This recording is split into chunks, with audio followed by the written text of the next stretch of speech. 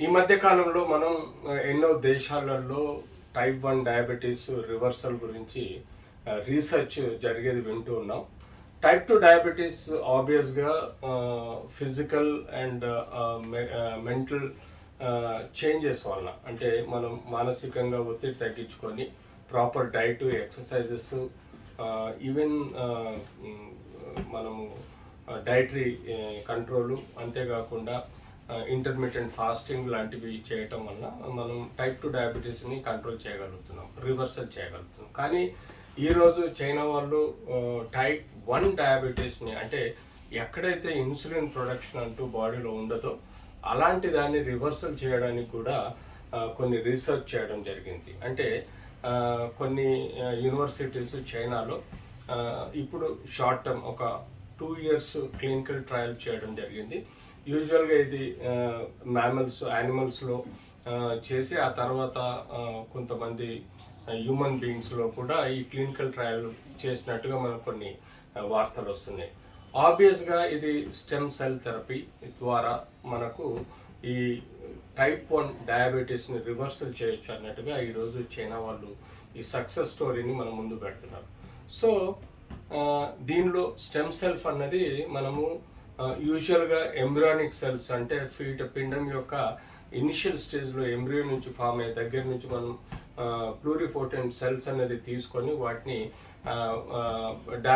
Type 1 డయాబెటీస్లో implant చేయడం, లేదంటే adult bone marrow నుంచి ప్లూరిపోటెంట్ సెల్స్ ఏవైతే స్టెమ్ సెల్స్ ఉన్నాయో తీసుకొని ఇంప్లాంట్ చేయటం వల్ల మన బాడీలో ఒక ఈ ప్యాంక్రాస్ సంబంధించిన ఐసోలేట్స్ ఆఫ్ ప్యాంక్రాస్ ఏవైతే ఉన్నాయో వాటి యొక్క ప్లూరిపోటెంట్ సెల్ ద్వారా ప్రొడ్యూస్ చేసి తద్వారా మన బాడీలో ఇన్సులిన్ ప్రొడ్యూస్ చేయడం అనేది ఇది టైప్ 1 డయాబెటీస్ రివర్సల్ చేయడం అంటే ఇట్ ఈస్ డెఫినెట్లీ ఒక ప్రపంచంలో ఒక ఒక కొత్త పరిశోధన ద్వారా కొన్ని కోట్ల మందికి ఉపయోగపడే విధంగా చేసే స్టెమ్ సెల్ థెరపీ. కానీ ఇది షార్ట్ టర్మ్ క్లినికల్ ట్రయల్స్ జరిగినాయి. దీని మీద లాంగ్ టర్మ్ క్లినికల్ ట్రయల్స్ అంటే కనీసం 5 నుంచి 10 సంవత్సరాల క్లినికల్ ట్రయల్ జరగాల్సిన ఉంది. తద్వారా మనకు దీనిలో ఉండే సాధక బాధకాలు, నష్టాలు, కష్టాలు అన్నీ తెలుసుకోవాల్సిన అవసరం ఉంది.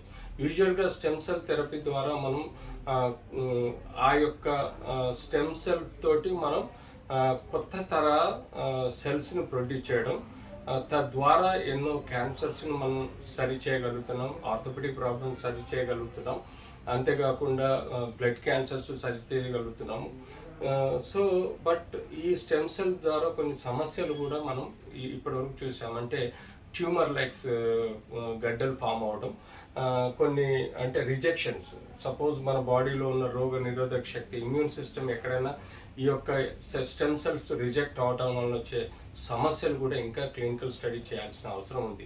అన్లెస్ అంటిల్ మనం ఇవన్నీ పర్టికులర్గా ఒక లాంగ్ టర్మ్ క్లినికల్ ట్రయల్ చేసి ఈ స్టెమ్ సెల్స్ వలన సేఫ్టీ ఉందన్నప్పుడే ఈ ఇండియాలో ఎక్కువ శాతం ప్రజలు టైప్ 2 డయాబెటీస్తో సతమతమవుతున్న వాళ్ళకి ఇలాంటి స్టెమ్ సెల్ థెరపీ ఇచ్చే ముందు అన్ని క్లినికల్ ట్రయల్స్ సక్రమంగా చేసి ఇవ్వటం వలన మనకు ప్రజల్లో కాంప్లికేషన్స్ రాకుండా అవాయిడ్ చేయొచ్చు. So no doubt future is with us. మనమంతా ఇలాంటి స్టెమ్ సెల్ థెరపీ కానీ క్లినికల్ ట్రయల్స్ సక్రమంగా చేసి టైప్ 1 డయాబెటీస్ను పారదోలాల్సిన అవసరం కూడా ఉంది.